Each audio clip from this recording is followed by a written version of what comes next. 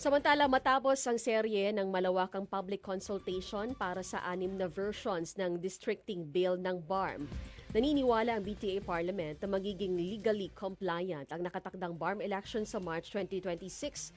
Ayon kay Member of Parliament Attorney Nagib Sinarimbo, ang public consultation ay naglalayong tiyakin na nasusunod nito ang legal requisites para sa paghahanda ng halalan sa rehiyon.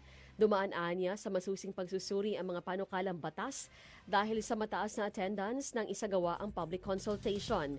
Kabilang sa mungkahi ng mga dumalo ang pagsasaayos ng municipal cluster sa Tawi-Tawi at Banisilan o Basilan, gayon din ang ilang mga lugar sa Lanao del Sur.